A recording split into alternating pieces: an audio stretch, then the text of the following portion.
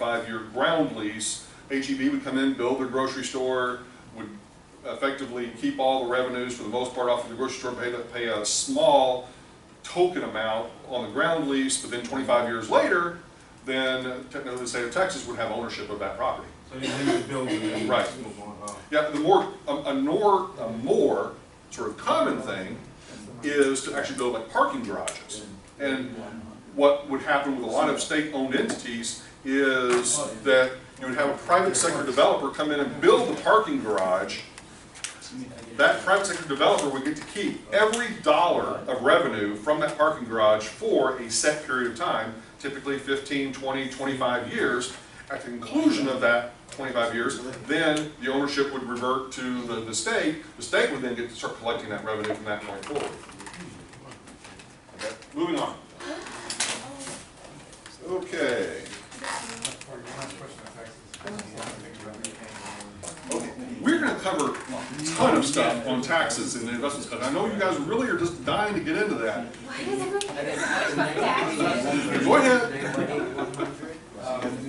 care so much about taxes? Go ahead. Go ahead. Literally write down all your tax questions. Let's say the investors, you know, getting some amount of payment every single year. Yeah. What portion of that is actually assessed as parking? No, it's all going to be viewed to them. It's not going to be viewed to them as a loan. It's viewed to them as if this was a lease payment. So it's going to be all operating income to them. So therefore, they're going to be taxed at whatever their marginal tax rate is. Okay. We have already covered interest-only loans. Okay, but I put it back in here because it happened to be in this chapter. I thought, well, what the heck? You can always, you know, deal with more. Reinforcement. Yep, reinforcement. Okay, so the whole idea behind interest-only loans are what? That you are never paying down the principal on the balance of the loan. It is, now, why would you, as a developer slash investor, even want to get an interest-only loan? It's cheap in the sense that your payments are cheap. Cheaper with the idea that you're going to sell or refinance. Yeah, you're probably not planning on holding on to the property long term. So the whole idea of having, you know, a mortgage balance declining over time really, you know, is not that of interest to Sometimes you. you can have like an idle period for like just a year or two while you're getting this that has to stabilize, and then you can move into a different thing. But usually it's just, you know, you're going to hold it for 5 years and get rid of it, you know, Right. with a higher higher sale price that you paid for it. So you just want to get the lowest payment possible to keep your NOI high, and keep your cash flow high. Yep. Okay.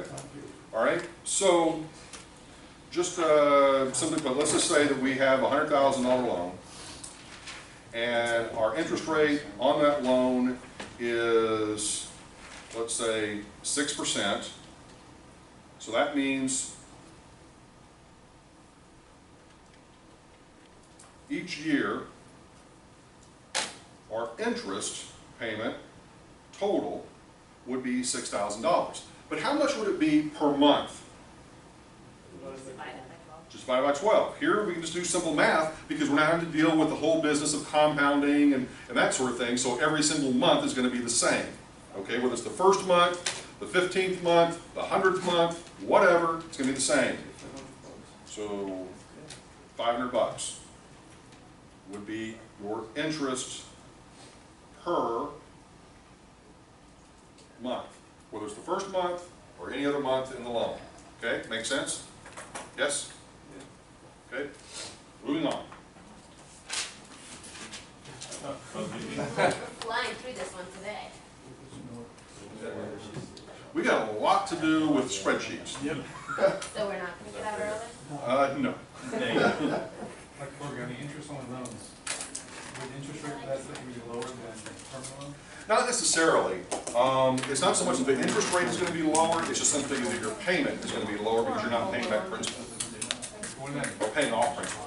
Could you essentially get a lower rate just because? But your risk is basically the same, for the most part. The one another benefit of the interest-only loan would be that you would probably be able to get a larger loan because your overall payment is going to be less. and so I allow you to finance a little bit more than you ordinarily would, but then the lender could also view that as being, you're getting a larger loan, more risk, charge you a higher rate. So, I mean, there's a lot of different ways that it can be sort of viewed, but that's not really in other words, the primary reason is not necessarily to go get an interest-only loan simply because the interest rate is lower. It's more that the payment is going to be lower. All right. Accrual loans. Any idea what these are? Or what an example of an accrual loan might be? What? It builds up over time. What kind of loan would be illustrative of that? Emmanuel would know. Construction loans. Okay? Think about it. With a construction loan, what happens? Do you get all the money up front to build your building? No. Not normally. You know, normally when you go get a construction loan, they give you effectively what? Kind of like a line of credit. Okay? And then you draw out, you typically on a monthly basis. You know, well, it depends on, once again, the complexity of the project. It could be more often than that or less often. But let's just say that you make withdrawals once a month to do what? To pay off your contractors, to pay for your expenses in terms of materials, you know, pay off your art. The construction draws for? Well, I'm sorry? Like, you know when you make the construction draw every month and you fill in like Yes. all... Does the light bulb go on somewhere? Yeah, no, that was like my first job as an intern. That's what I had to do, and I didn't know what it was for. No one told me, and I was just like filling in the spreadsheet. Now you know. Now we know. He had a loan. I thought he had that. Okay. All right. So, Like 4 years ago. the way that these are going to be typically structured is, as I said, you're going to have kind of like, if you will, a line of credit. And to a certain extent, it's also another type of loan you can sort of think of in the same vein, would be like credit cards. You know, in other words, you have a balance, or maximum balance that you can obtain, or a maximum line of credit on your credit card, let's say $10,000, you know, and you can keep charging until you reach that balance. Okay? Same way, once again, with the accrual loans. So in this case, let's say that we've got, Could this be a HELOC too? I'm sorry, what? A HELOC. Home equity line of credit. Well, I mean, it's, okay, yes, it could be yes, it could be a line of credit, yes, because it would be, yes, an accrual. Yeah. Okay. So let's say that we get the following situation.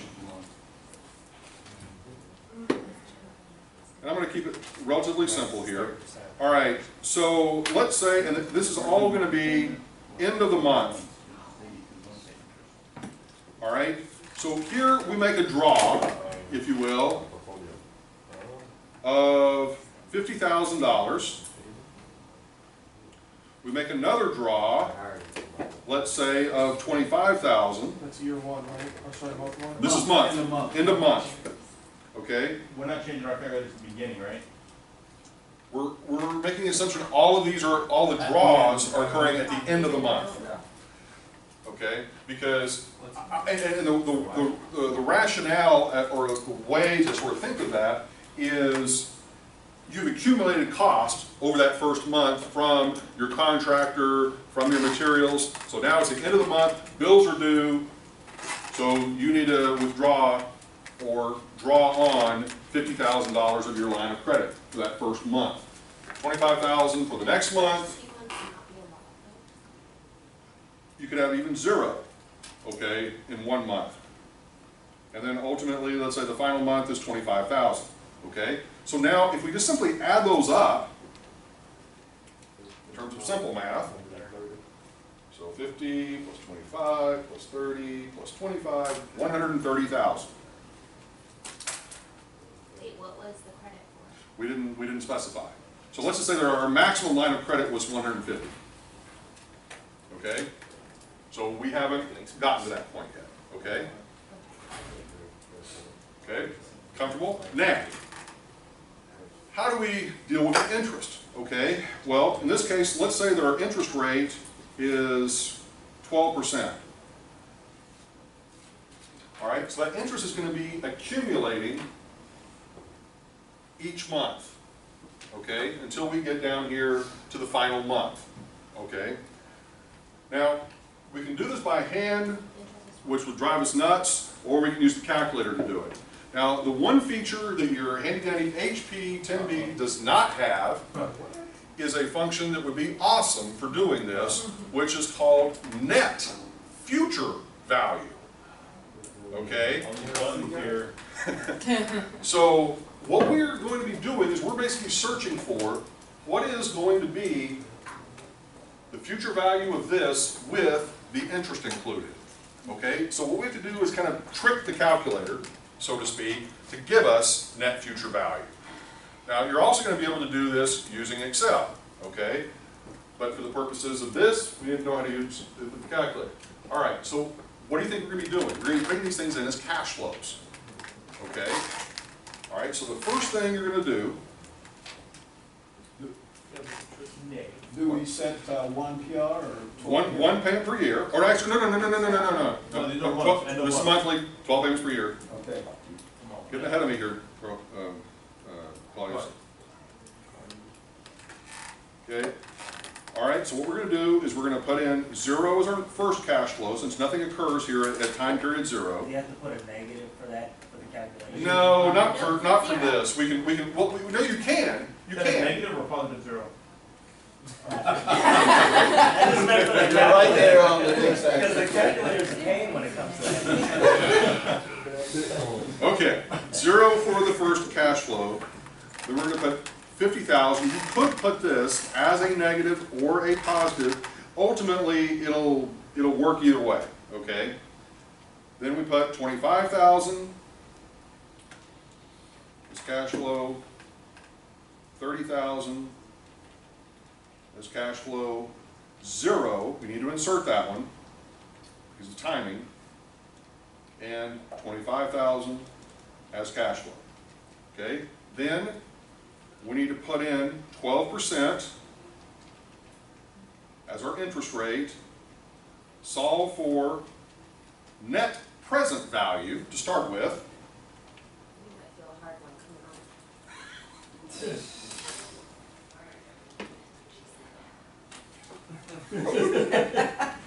Everyone was thinking that.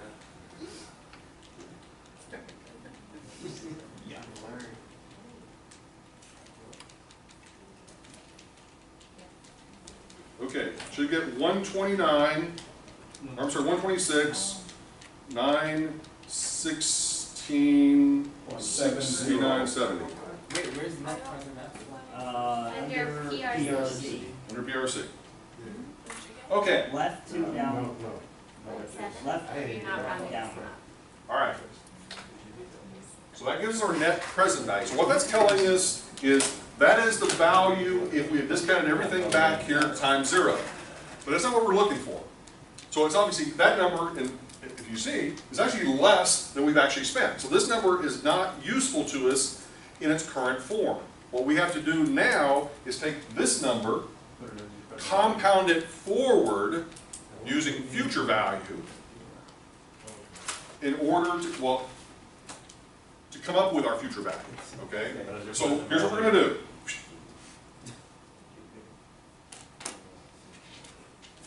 Okay. What you're going to do is you're going to now start fresh, clear all,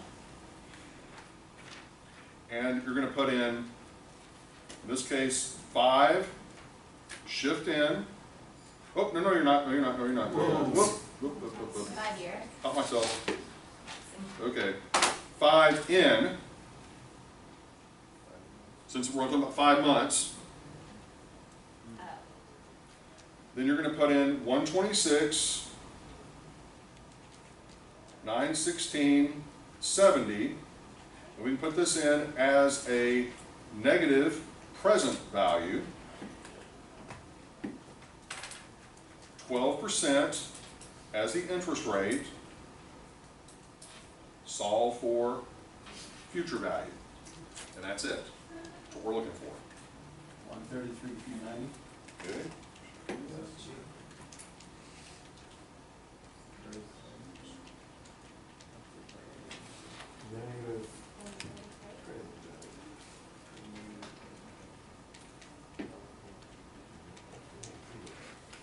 133.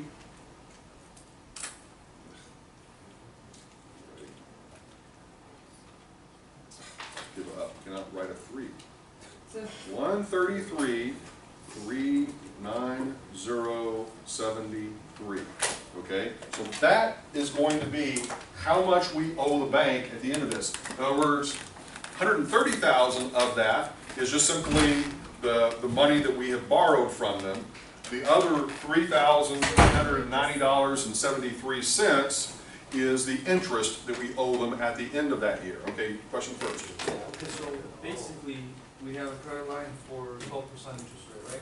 Yes. So what we do is when we do the cash flow, because every year it's just, we're not drawing on all of it, so we're doing Every month. every month we're drawing on a certain amount. Yes. We do our cash flow calculation to find out that what the actual present value of that 130,000 at the end of the 5 years Right. be, right, with that 12% interest rate. And that gives us 126,000 so on Right. dollars. Now, because that's the time value of money, Right. what we're taking is we're taking that amount, we're plugging it back in, and we're considering that our present value, because that's what it is right now. It's our present value of the future, and then we're doing 12% overall. That Yes. one, that's how you get that. And we could have bypassed that whole set of steps Yeah, had we had a net future value yeah. key. Because all we're really doing is we're solving for the net future value. But The thing that complicates this is the fact that those are uneven cash flows. yeah, If they had been constant, fixed cash flows, we could have simply solved for future value, to begin with. That's kind of what we're doing, is we're sort of converting it into that. yeah. Okay, Take a bathroom break. if you need to, absolutely. I just don't wanna miss it. No, yeah, that's the problem. When Yeah, you I'm take a scared. restroom break, we miss stuff, and I've suffered that So- already. Okay, 5-minute bathroom break. Yes, So sir. that future value is like That's the routine.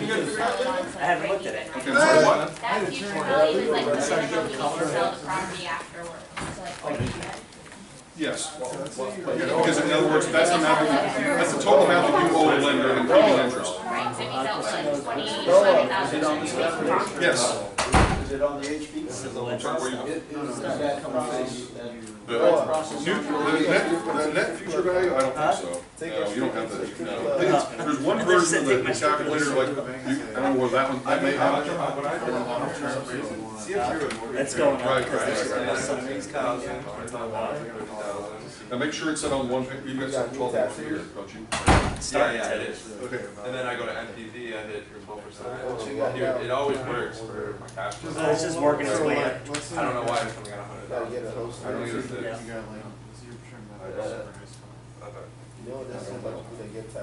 I mean, it may be that it's set on one, check, make sure that it's set on 12 months. Yeah. Sexy shit. It may mean it's on.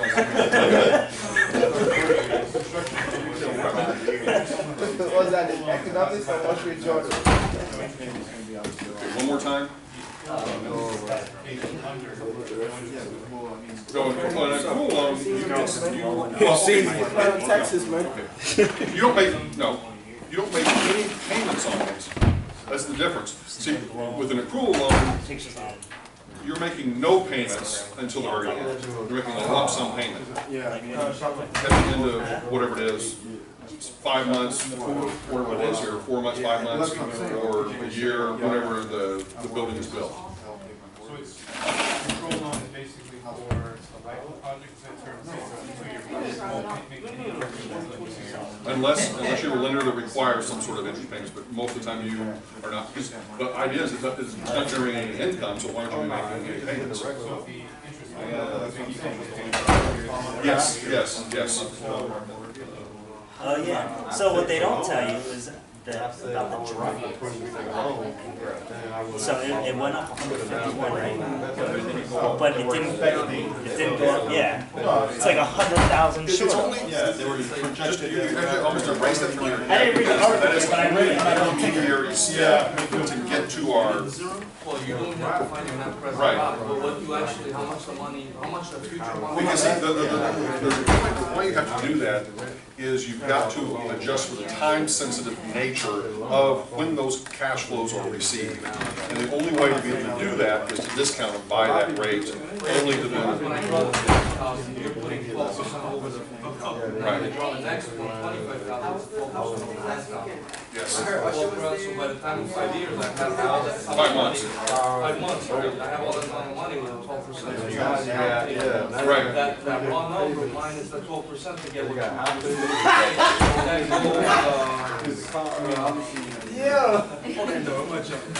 It's a trick.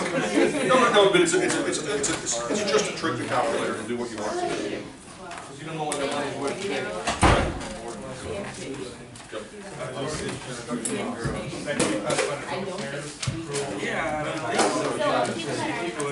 I would not start oranges if it's it could.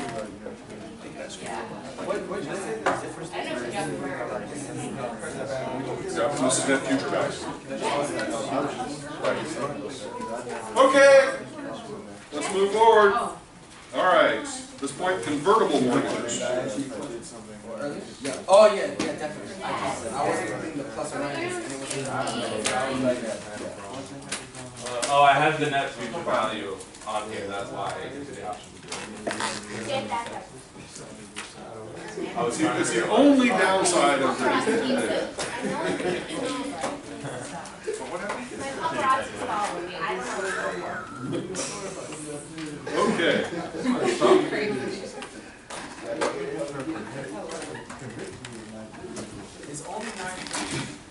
All right. What's that supposed to be? I thought that was like 5 years this time or something. Okay.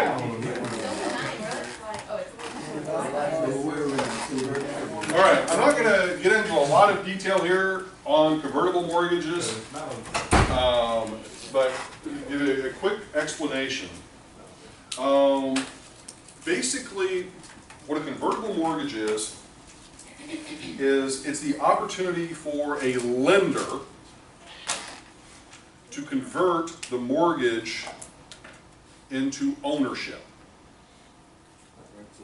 Okay, no, for the lender.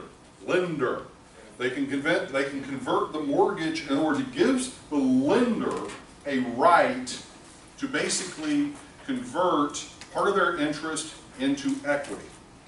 In other words, they have the ability to potentially say, we, by virtue of giving you this low interest rate loan, we want a certain percentage of equity from the property whenever it sells. So it's not necessarily the equivalent of the participation loan. It's more of just simply saying this mortgage can be converted from a loan to equity from the lender's perspective.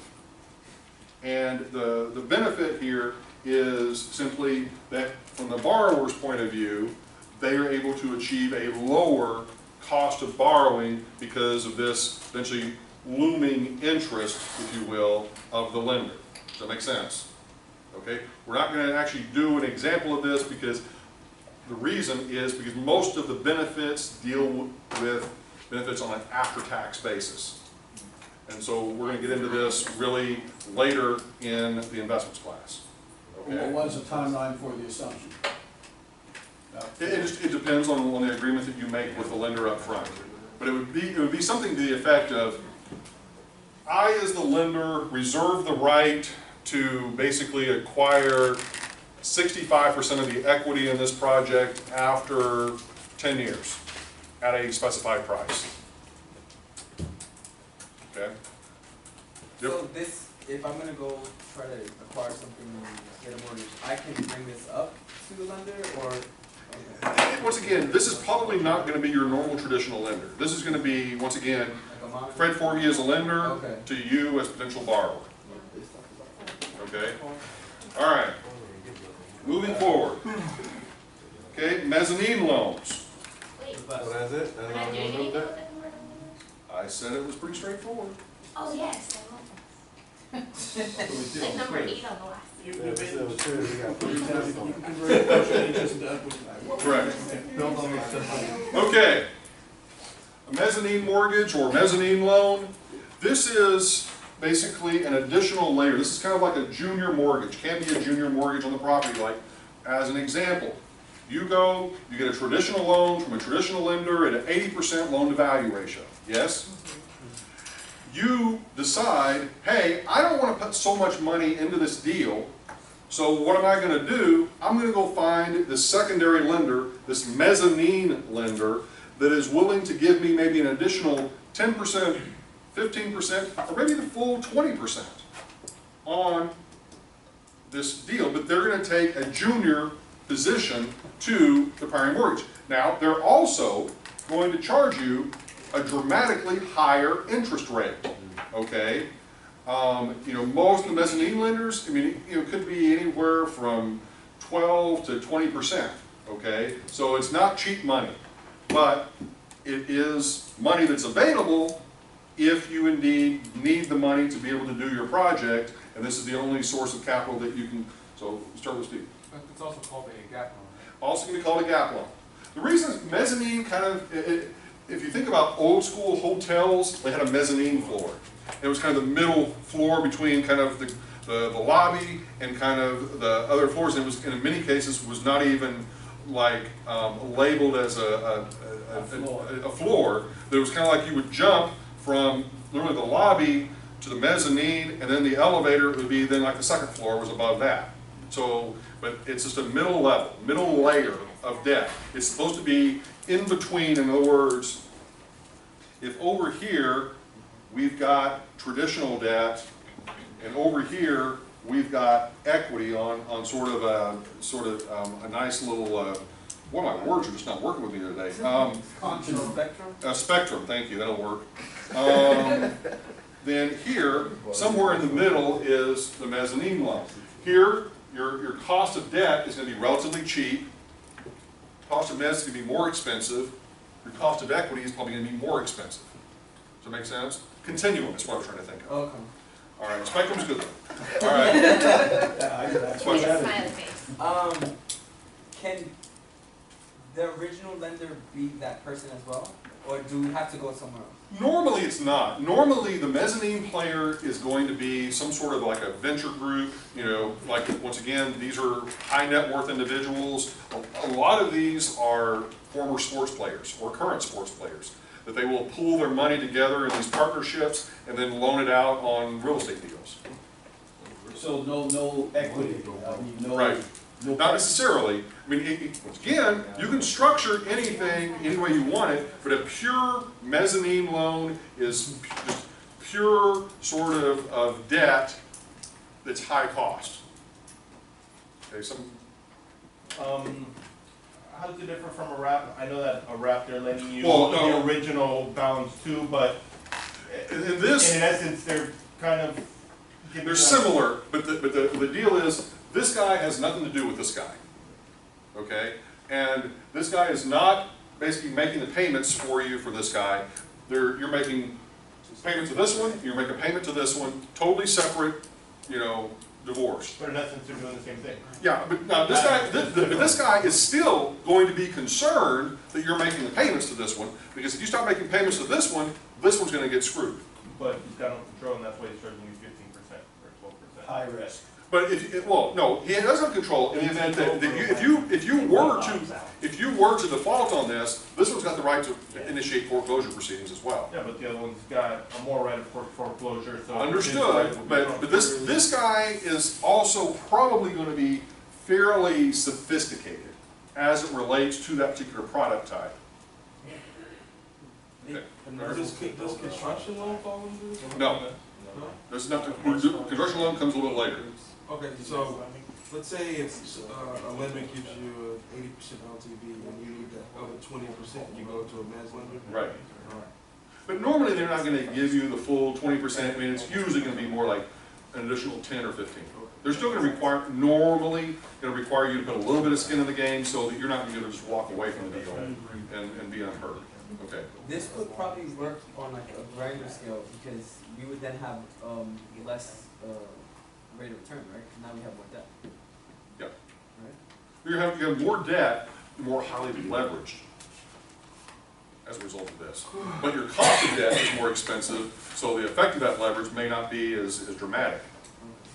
If you pull out 20 grand from your credit card, would that be One more time. If you pull out 20 grand from your credit card, would that be a mess? Theoretically, that is not a mezz loan in the traditional sense, but it is what I would almost prefer to call de facto sort of mezz loan. Actually, a little cheaper. Okay? No, I mean, I'll be the first to admit, whenever I bought, some of the first properties I bought 25 years ago or so, I mean, I pulled out cash advances on all sorts of things and used that as down payments or paid cash for the property with a credit card or whatever, you know, but in many cases, they were very, very short-term situations of where I knew that I was going to be rolling that over into a permanent loan or selling it really quickly or whatever the case might have been. Okay, yep. Just to add an example, like, I bought a motorcycle once and I had these 2 offers for credit cards with 0% interest rate for the first year and the other one was 0% for the first 6 months. So I just went and Keep rolling. Yeah, and then I paid off the 6 months within the 6 months of the other one. So basically, Yep. So you're rolling the money and rolling the bike. Okay, all right. So now the only other thing to sort of point out here is, you know, you could have a situation, which we've already done, so you're able to do this, would be to say, okay, here are the cost of your first loan, here are the costs of the mezzanine loan, find out your overall cost of borrowing on the combined loans together. IRR? Yeah. You would add the 2 IRRs? Or you just add the Cash flow. cash flow, just do it like we've done before with all like the, Wait, can we do that? Can we do an example? okay. I gotta remember. We're gonna do an example, first and second one. Okay, so let's say that we've got, once again, a $100,000 property. And we've got 80,000 of traditional debt, and we are going to put in 15,000 of a mezz loan, and then we've got 5,000 equity. Does that make sense, everybody? Yeah. All right. So with our traditional debt, I'm running out of space here. All right. So 80,000, assuming 12 payments per year, let's say is at 5% interest rate for 15 years. We get our payment on that. And then on the mezz loan, 15,000 at 15% for 15 years. And we get our payment on that. Okay, then we're going to take those 2 payments, add them together, and that is going to be a total payment that will be for 15 years for $95,000. And then we're going to simply solve for what is the overall cost of borrowing. Does that make sense? You added the 80,000 plus 15,000. Okay, so let's see what we get.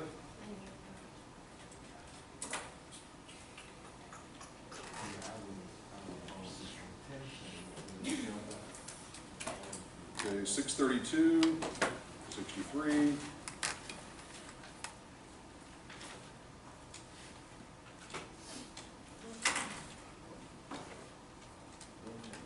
209, 94,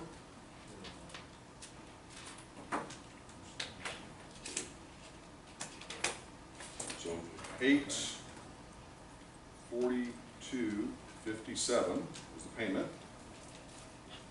Do plus minus. Either way, well, you can put it as, you can put one of them as a negative, so either the payment or the present value.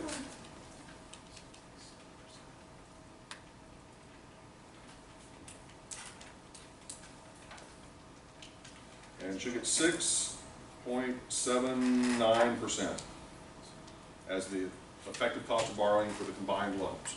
Okay, make sense? cash flow one's negative 90, oh, you're not doing cash flow.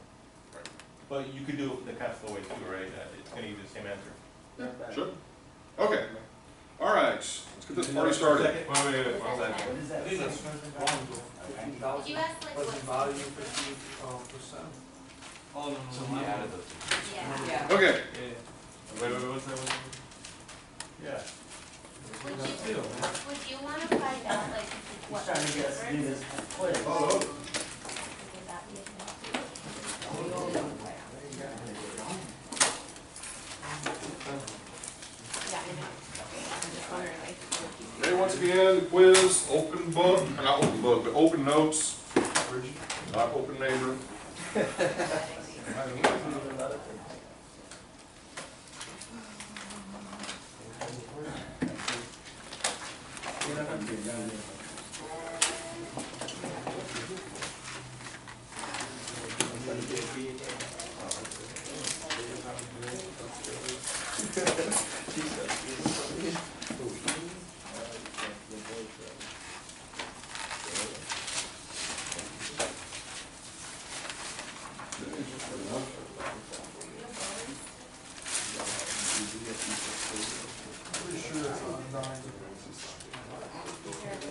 Okay, everybody got an answer sheet? Any have leftovers?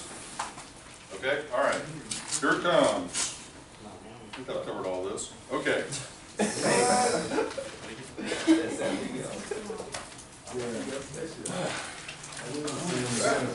Sorry, we've covered this. Let's think of mention. No, there's nothing on the door. I mentioned this to Spain. Yeah, I mentioned this federal, last week.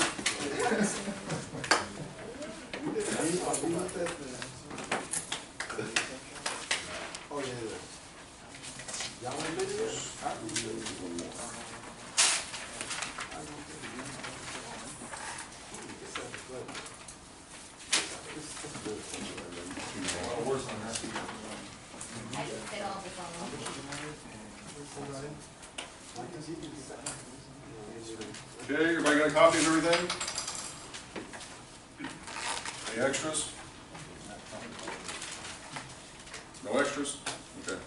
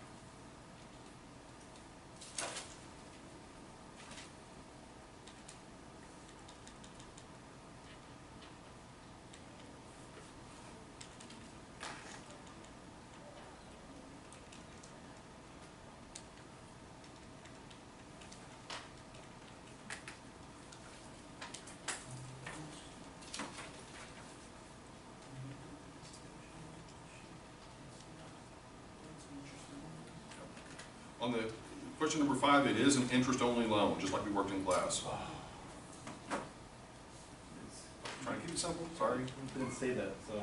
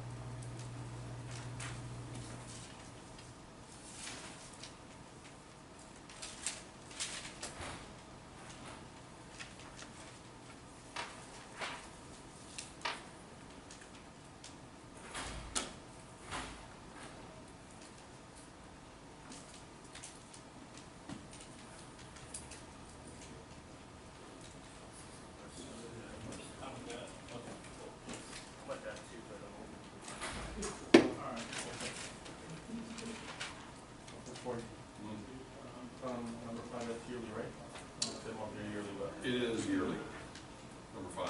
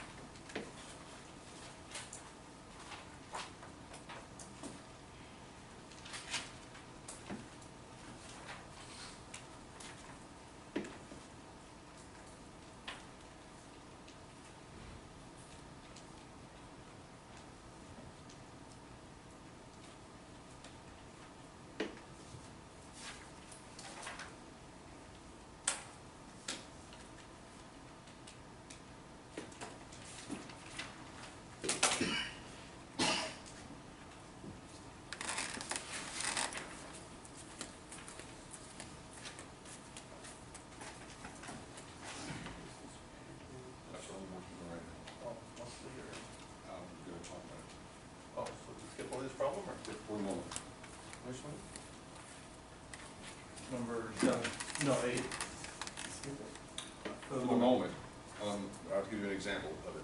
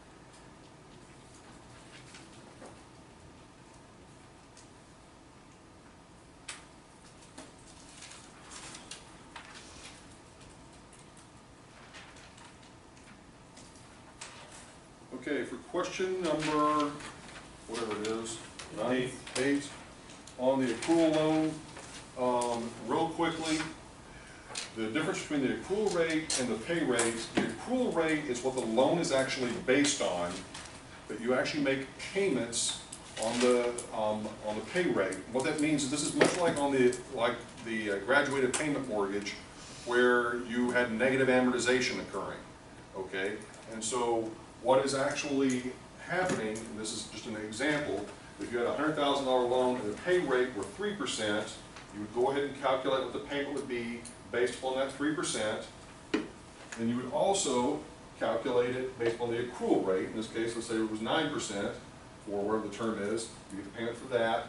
But then after you calculated the payment for this one, then you would insert the payment from the pay rate to be what is actually being paid on the loan, and then to calculate your balance, just like you ordinarily would, and there you have it. What's the difference between the two rates? The two rates is, it's simply that the lender is effectively allowing you on purpose up front to have negative amortization occur, Yeah, which we pay at the end. which you'll pay at the end. But this is like construction loans or? It's just that the lender is allowing this as an option. And that would be the amount, that present value is the amount that they're, is the accrual loan. This is the loan. Yep. You're adding the payments together? No, you're replacing the payment here. Once you've calculated the payment for this, you're replacing it with that, because what it's doing by virtue of replacing that payment, now your amortization is going to be based upon that payment, not upon the 9, so you're going to be ultimately getting negative amortization occurring. Yeah. This is not the problem that you were given on your sheet of paper. Obviously, you changed the number, but the process is the same. So that payment from the left side just scoots over. Yes. So shouldn't we just calculate that one first and not care about the other one? No, because your calculator obviously has already embedded all of this information. All you're doing is you're replacing the payment. The interest rate is still staying. Oh, okay. It's like having a regular mortgage and then you just settle for a different payment. Right.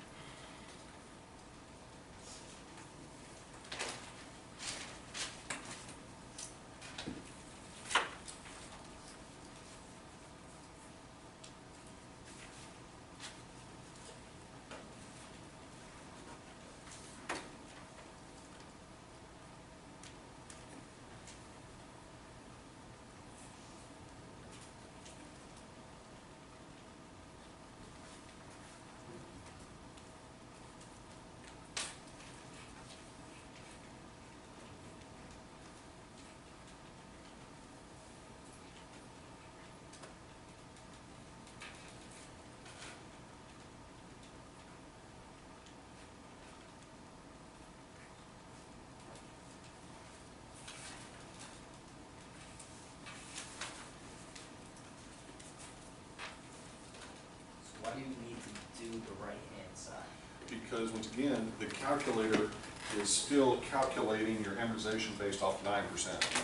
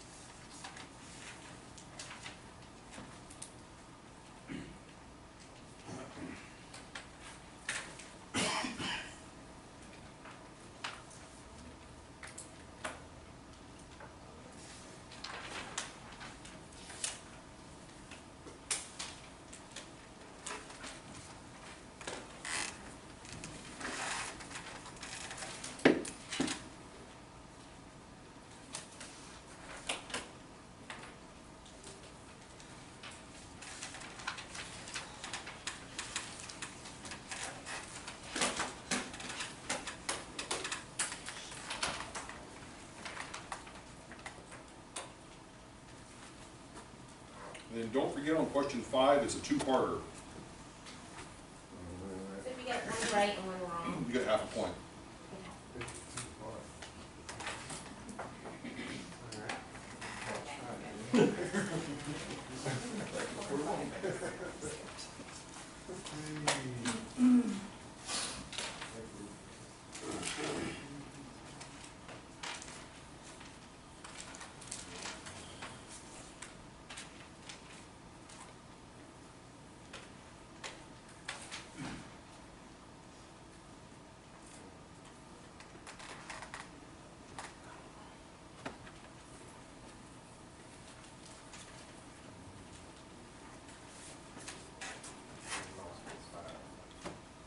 That's the one thing to separate that. Boys, I'll be a Kit Kat then.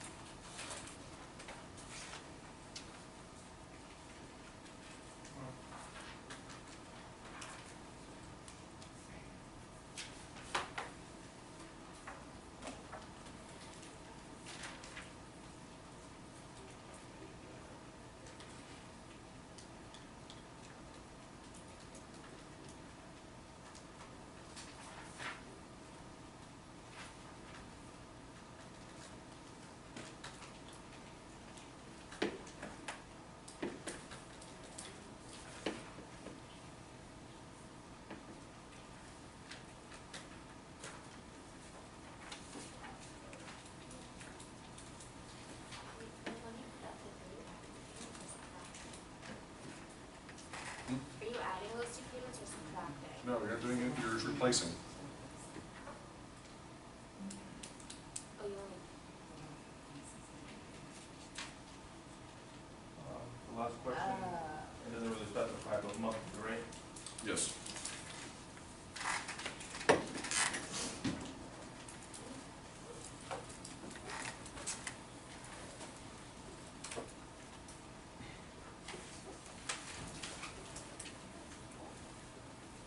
That's what it is.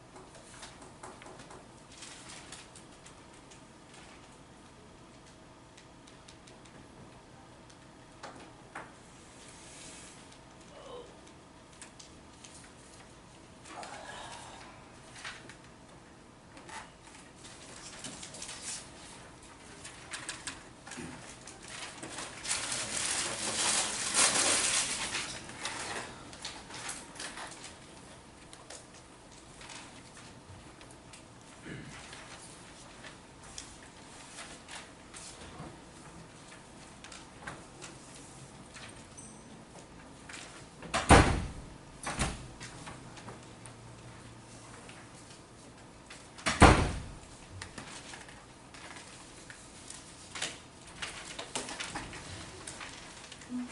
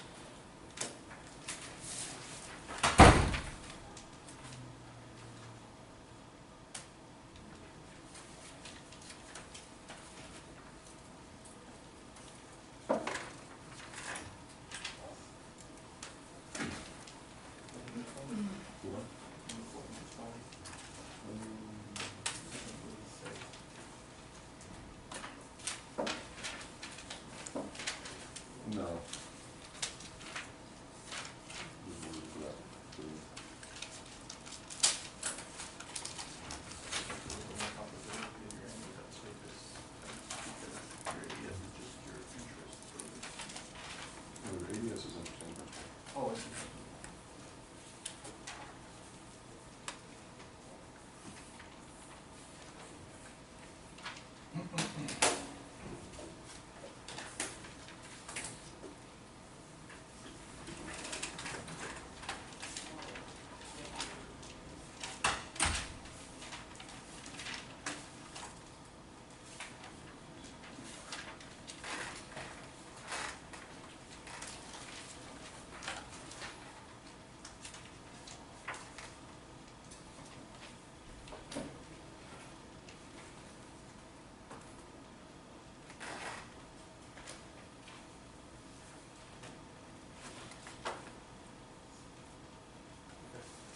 Would that properly add a through payment?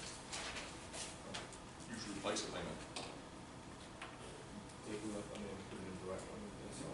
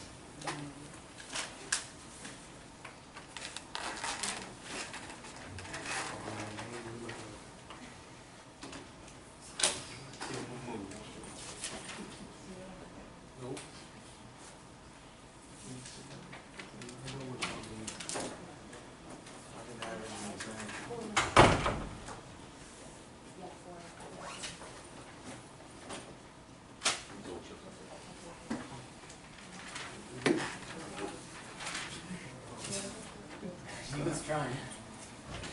Nothing there. I was saying, I didn't know if I started getting something, not enough.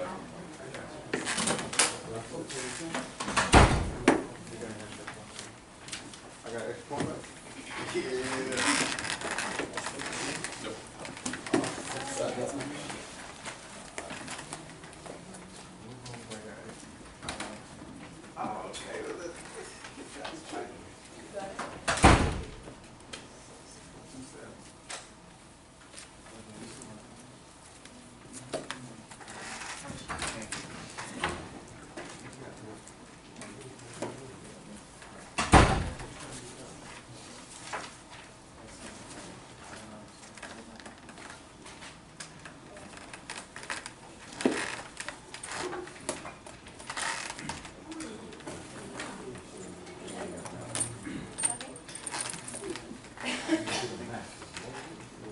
Did one better than I usually do.